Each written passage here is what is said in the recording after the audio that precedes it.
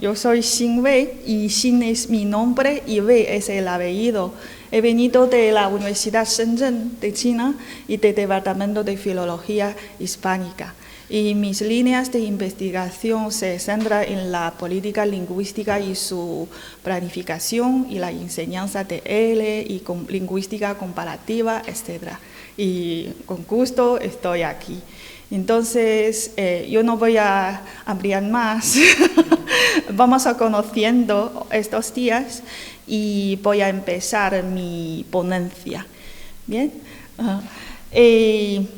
Bien, hace algo más de un siglo a esta misma ciudad llegó un profesor de lenguas, como hemos hablado ayer, es Antonio Machado.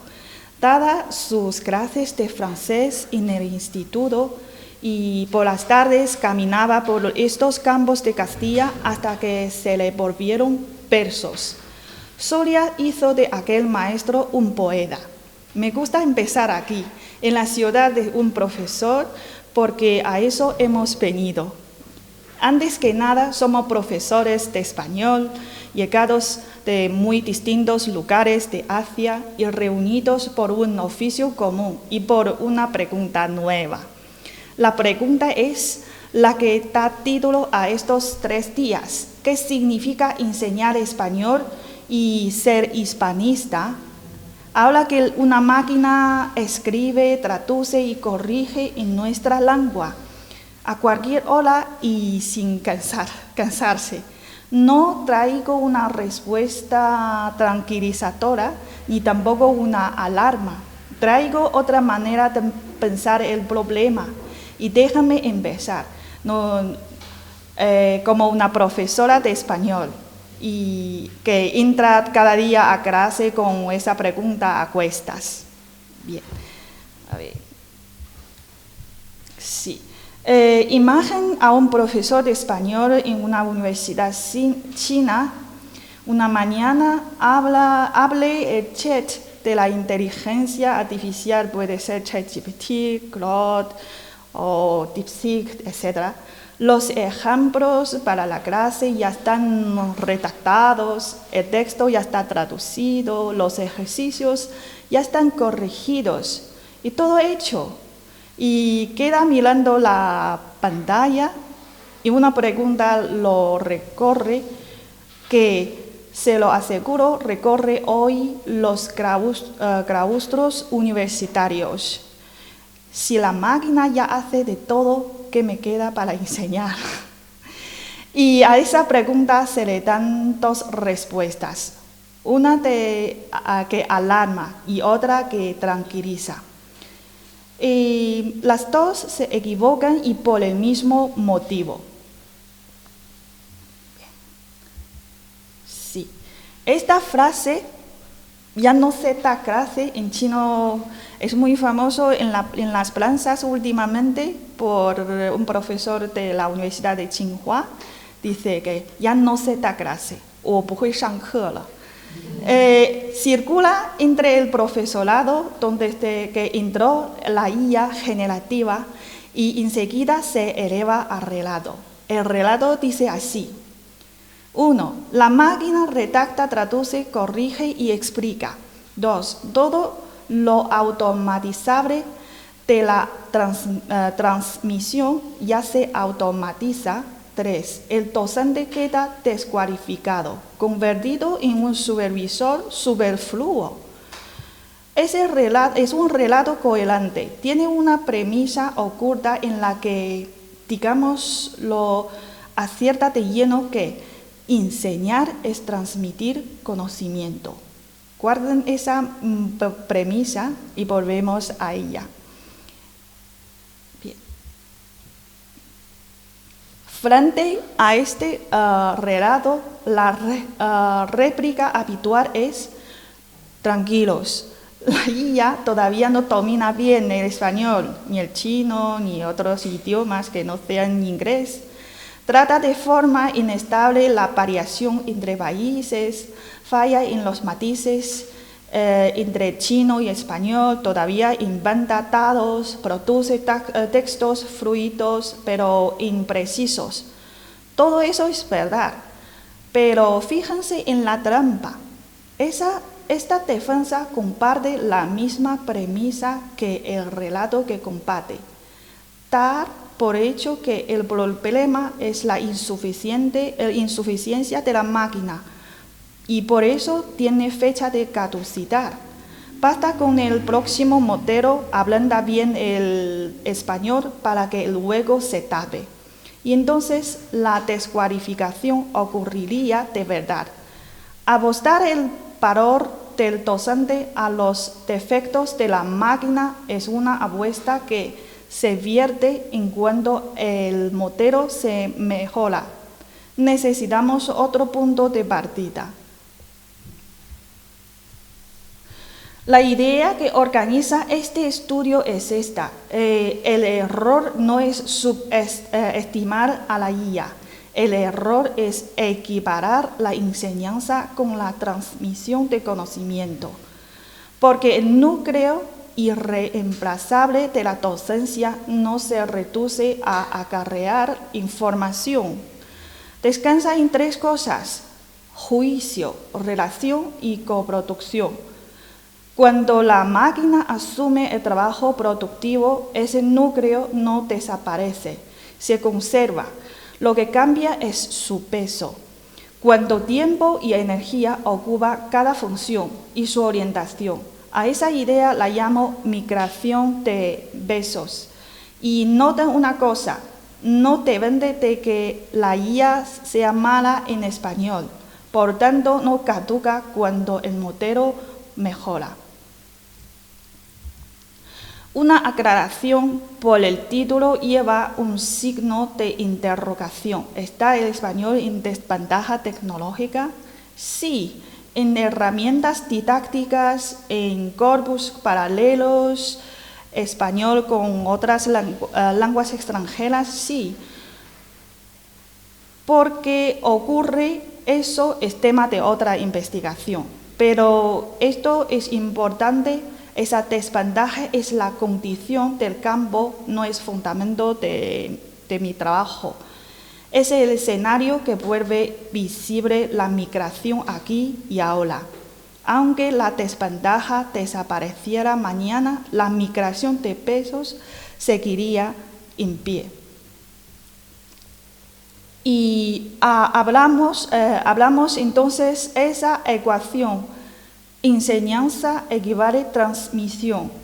Enseñar es a la vez tres cosas que la máquina no traslada de un extremo al otro.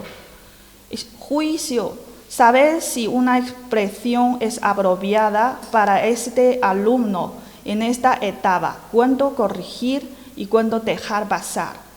Relación, sostener entre la corrección y el estímulo y la disposición del alumno a seguir hablando.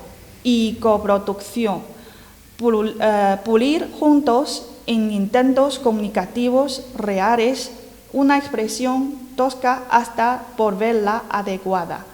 En la era de la escasez de conocimiento, estas tres dimensiones quedaban ocultas tras la tarea de transmitir conocimiento. La IA, al asumir la transmisión, las deja al descubierto. Hoy hay tres marcos cercanos al mío y convive decir por qué ninguno me basta. La agencia docente no es un rasgo fijo, se realiza en cada situación. Si la IA pasa a ser una condición del aula, esa agencia se redistribuye. La descualificación supone un agente externo que arranca destrezas al docente. En el aula no lo hay y la recualificación supone aprender destrezas nuevas que sustituyen a las viejas. Mi propuesta es distinta de las tres. En la migración de pesos, el núcleo antiguo permanece y sube su peso relativo, una magnitud que se conserva y se redistribuye. en una frase, la descualificación es un diagnóstico defensivo, la recualificación sustantivo, la migración de apoyo.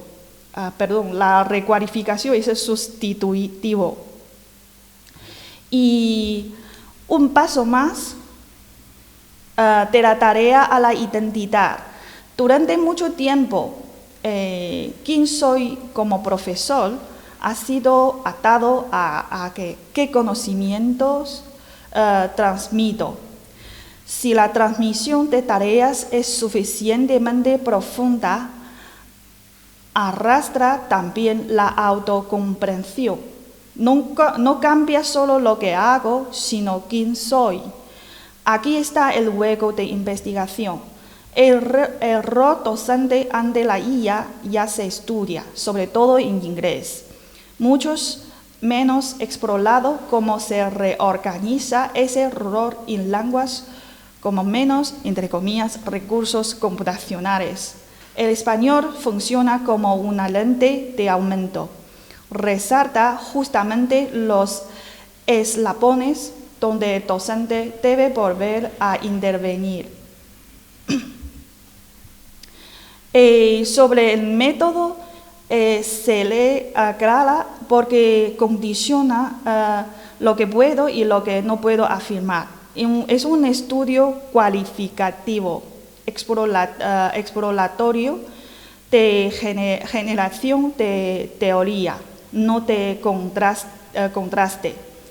8 docentes de español en universidades chinas, entrevistas semiestructuradas, codificación caso por caso sobre una matiz, ROS docente por ecosistema tecnológico, con el foco puesto sobre todo con los casos negativos. Y digo el límite sin rodeos porque es una elección, no una disputa. Igual a 8 es un muestro intencional para generar teoría, no es para generalizar. La fuerza no está en el número, sino en los casos que contradicen el patrón. Trabajo con autoinforme, sin observación de habla, y asumo mi doble papel de docente e investigadora con codificación separada y búsqueda deliberada de contraejemplos. Bien, ¿cómo se describe el profesorado a la máquina? Como una fórmula, herramienta dispone, pero no del todo fiable. Falla en la variación entre países, faltan corpus chino-español de calidad, hasta aquí lo esperable. Pero déjame contarles 2 cosas que pasan en clase durante hice la entrevista. Por ejemplo, un compañero me lo contó durante la entrevista. Dice, pido a la IA un poema de Federico García Lorca. Es que ahora toma a la IA como explorador, navegador. Entonces, me entrega eso. La luna afila su plata en el pozo del olvido. Suena bien, ¿verdad? Y te lo atribuye a Federico García Lorca. Y como él antes estudiaba la literatura, le parece un poco, nunca lo he visto. Entonces consulta la obra original de los poemas de Lorca y no está. El problema es que ese poema no existe. Eso, ningún verso es suyo. Y la máquina, la IA, lo ha inventado entero, con total aplomo. Y otro ejemplo es, caso mío, bueno, también entre mi compañera de trabajo, que es clase, asignatura de cine de los países hispanohablantes. Pregunto por todo sobre mi madre de Almodóvar y me la describe con seguridad. La secuencia. Una madre distanciada de su hija a la que escribe una larga carta suena plausible, el mismo director, pero también va de madres, también en Madrid. Solo eso no es todo sobre mi madre. Es el argumento de otra película suya, Julieta. Porque lo de todo sobre mi madre es un hijo, no es una hija. En la película real, el hijo es un balón y muere, no hay ninguna hija perdida. Y fíjense en lo importante.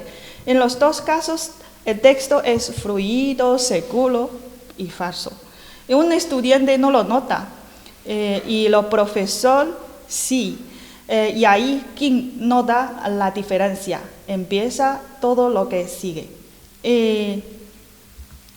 Cuando ordeno lo que dice los 8 casos, el núcleo, el juicio, la relación, coproducción se conserva, pero su peso migra en 3 movimientos simultáneos: un aligeramiento, una intensificación y una incorporación. No son fases sucesivas, ocurren a la vez en el mismo profesor. Hoy les presento la forma de cada uno. El análisis detallado con las entrevistas es el corazón de esta investigación. El primer movimiento, el aligeramiento. La IA absorbe parte del trabajo transmisivo y administrativo: generar ejemplos, traducir, esbozar correcciones, recopilar materiales. Pero este es el matiz grave. El tiempo que se ahorra no queda vacío. No es un punto de llegada, es un desplazamiento. Libera al docente del trabajo formalizable y empuja ese tiempo hacia el trabajo que exige juicio. De ahí nacen los otros 2 movimientos. El segundo, la intensificación. Funciones que ya existían y que, lejos de desaparecer, ganan intensidad. El filtrado crítico, decidir qué es apropiado para este alumno y esta meta, y la curatoría compensatoria, reintroducir la diversidad y los matices que la máquina, por su sesgo hacia lo mayoritario, tiende a allanar. No es corregir lo que el modelo falla, eso mejora con cada versión. Es decidir lo que conviene. Y decidir lo que conviene es justamente lo que no es externaliza. El tercero, la incorporación. Funciones que antes no existían, no eran del docente. Alfabetización en IA, enseñar cómo fiarse y cuándo dudar. Gestión en la sobredependencia, diseñar tareas que corten el atajo del producto terminado. Y orquestación, pasar de ser la fuente del conocimiento a orquestar fuentes: manual, máquina, materiales nativos, producción del alumno.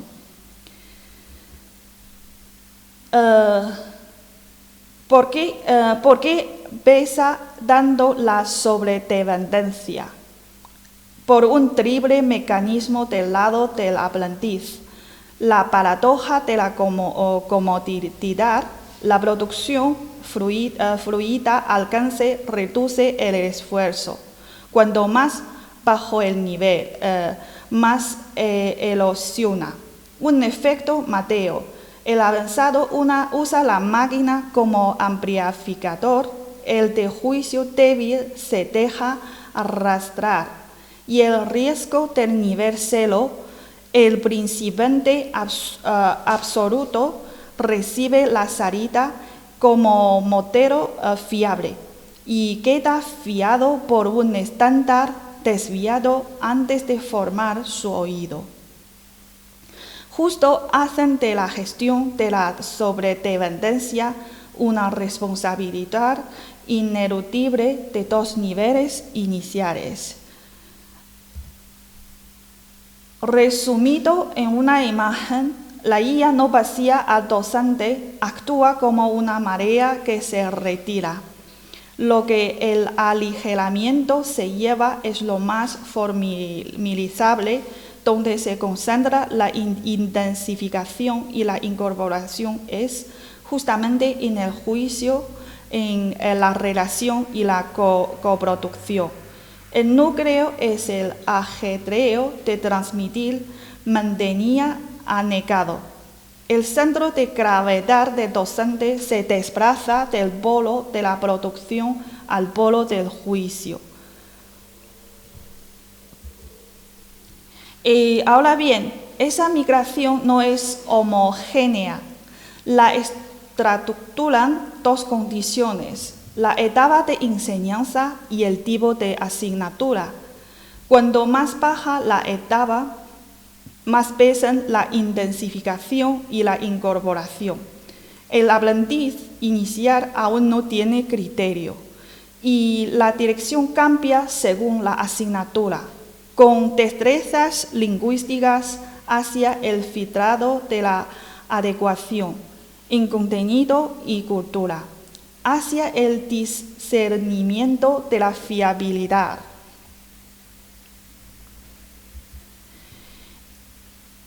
Y aquí aparece algo contraintuitivo que enuncio, pero no hablo hoy del todo. En los 8 casos, la migración no se ordena por los años de servicio.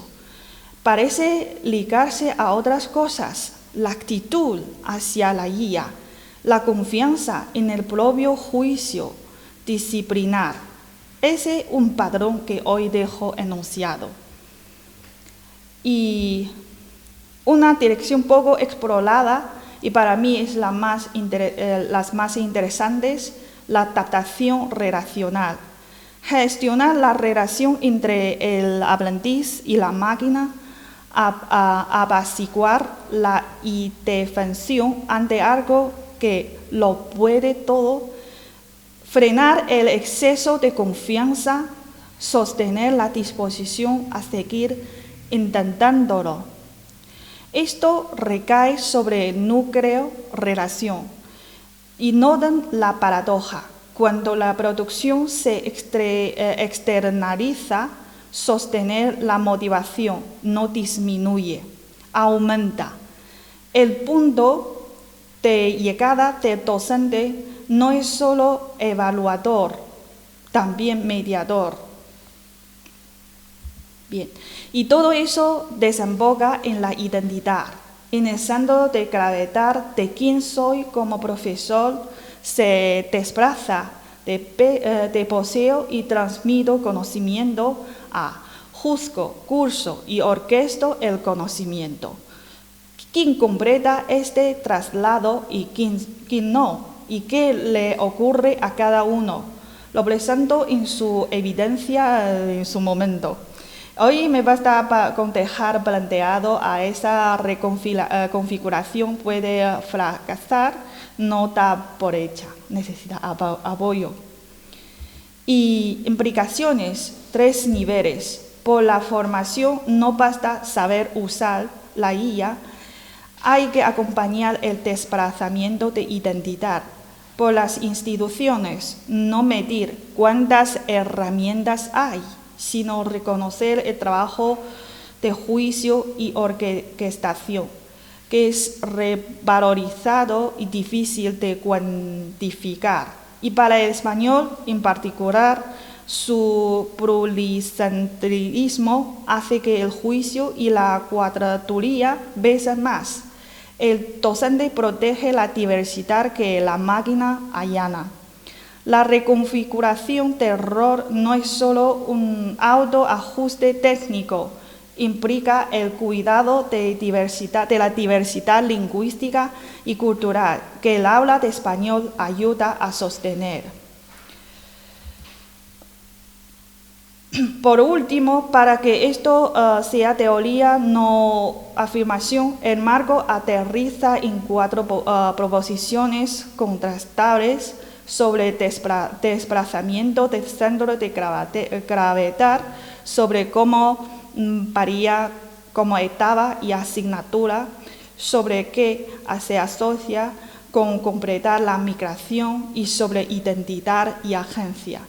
Las dejo enunciadas en pantalla y el marco se sostiene solo mientras no se esparcen. Bien.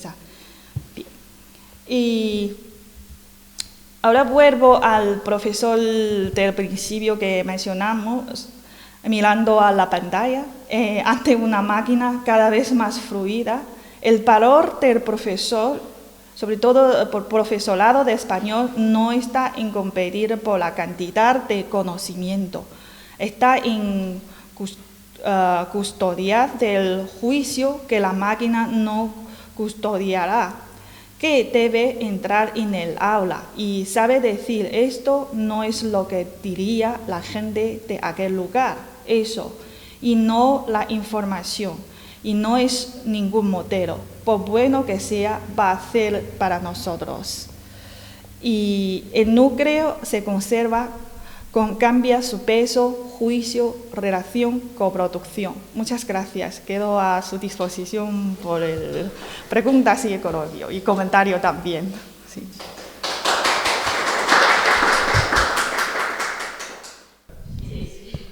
Muchísimas gracias por la ponencia, muy interesante. Bueno, me ha encantado la idea de la migración de pesos, ¿no? Y del nuevo papel o el nuevo rol que tiene que jugar el profesor en el aula de L. Quería empezar preguntándote cómo son esas clases en la universidad china, cómo son esas clases de español en la universidad china, para tener un poco de contexto, y especialmente en tu universidad y en tus clases. En el caso, bueno, porque en China en general, según los datos del año pasado, en general tenemos unas 110 universidades con facultad de español, de filología hispánica. Y cada universidad tiene su enfoque. Por ejemplo, el enfoque de mi universidad conviven con el entorno de la ciudad, porque Shenzhen es una ciudad famosa por la economía. Entonces, el enfoque está por tener como español con fin específico. Pero en los primeros 2 años, los alumnos deben obligatoriamente aprender español de gramática. Tenemos un material, se llama Español Moderno. El autor es famoso, el señor Dong Yansheng, que falleció hace 2 años, pero lo usamos como materiales principales didácticos. Y luego, cuando en el 3er año y el 4º año, ya los alumnos pueden elegir lo que tiene más interés. Aquellos que les interesa para hacer investigaciones, entonces eligen asignaturas como literatura, lingüística, más sentido académico. Y aquellos que les interesa más, va a elegir, puede ser negocios en español o negocios en chino, pero es como algo que tiene que ver con la economía, y otros pocos prefieren también dedicarse al derecho, incluso inglés o estudios de relaciones internacionales. Más o menos es así. Muy bien, muchas gracias. He querido llevar esta primera pregunta a China, a tu país, porque bueno, yo creo que una de las buenas noticias de este seminario es que venimos uno de cada país, y yo creo que también es necesario, ¿no?, conocer cómo se enseña el español en cada uno de estos países. Ya entrando más en tu estudio, como profesor, me gustaría si pudieses ofrecernos un ejemplo, puede ser personal o de los que hayan comentado los profesores en tu estudio, en los que se vea claramente esa migración desde la posición de transmisor de conocimiento a ese nuevo rol de curator, exactamente, de establecer juicios, etc.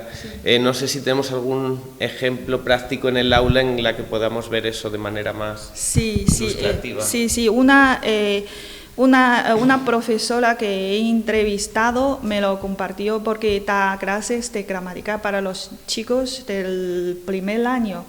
Yo, antes de hacer la entrevista, también tengo una idea, bueno, para imaginar cuáles serán sus respuestas. Yo pensaba que quizá me va a contestar para esta etapa, su papel todavía es muy tradicional y no puede añadir muchas cosas con la ayuda de la técnica, pero es lo contrario, me sorprende mucho que ella junto con sus compañeros de su universidad preparan las clases juntos, la parte gramatical, diseñan los ejercicios con la guía, que es mucho más fácil.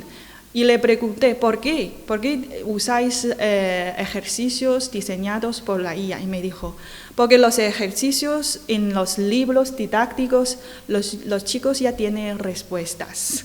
Así que copian, ya no piensa. Pero con los ejercicios nuevos, producidos por la IA, pero controlados por el profesorado, ellos ya tienen que pensar y tienen que trabajar. Además, me sorprende mucho que hay no me da tiempo para hacer más entrevistas a sus compañeras, pero me lo comentó que hay compañeras incluso a través de Codex y Cloud, para hacer agente, para poner juegos, que la parte gramatical, conjugación es la parte muy difícil para nosotros. Entonces su compañera diseña un juego con Codex para practicar de forma súper divertida la conjugación. Y funciona muy bien. A los chicos les encanta. Sí, más o menos. Sí. Genial, muchas gracias. Te he escuchado también que hablabas de las distintas variedades diatópicas del español. Te quería preguntar, ¿cuál es el español? ¿Qué español es el que se suele enseñar en las universidades chinas? ¿Es el español peninsular, español de Latinoamérica? ¿Hay alguna variedad? ¿Sería la rioplatense, la andina? ¿Qué variedad es la que se enseña en China? ¿Y qué podemos hacer nosotros como profesores también para mantener esta variedad en unos tiempos en los que parece que el español tiende a homogeneizarse? Gracias. Eso también es que, por ejemplo, tanto en los materiales didácticos, el español moderno presta atención a este tema, que en tanto los textos como los ejercicios tiene que ver, por ejemplo, esta parte que se llama punto cultural. Entonces, añade cosas que habla cultura española y también cultura hispanoamérica. Pero lo que nos cuesta, que no sale en este libro, es la de audio.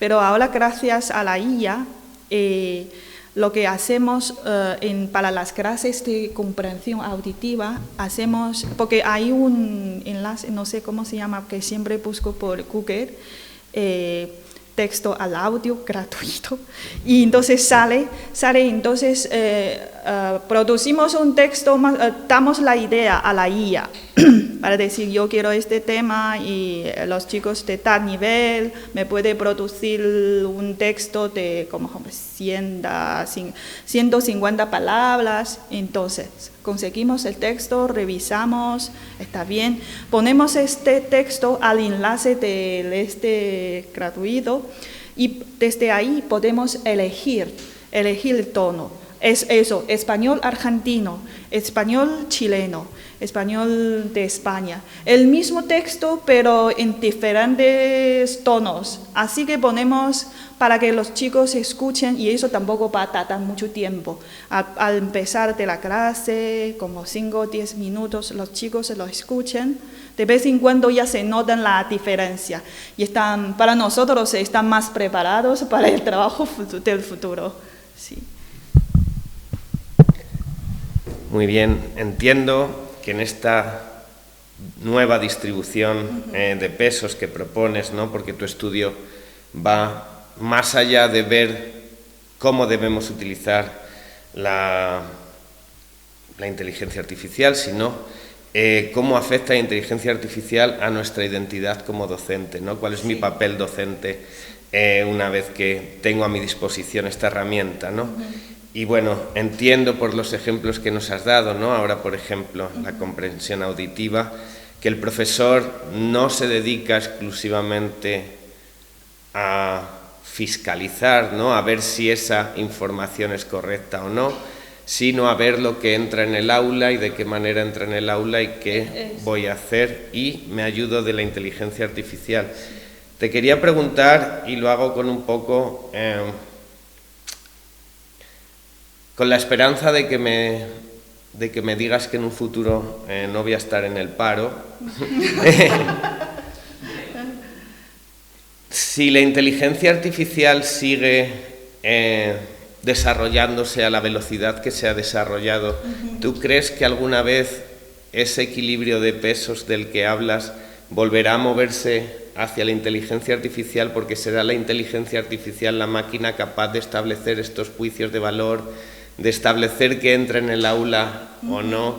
Y llegado ese momento, esa distopia, ¿cuál será nuestro rol entonces si eso algún día llega a pasar? Esto, como digo, ya son futuribles y que no sé, pero bueno, por conocer tu opinión. Sí, eso también es una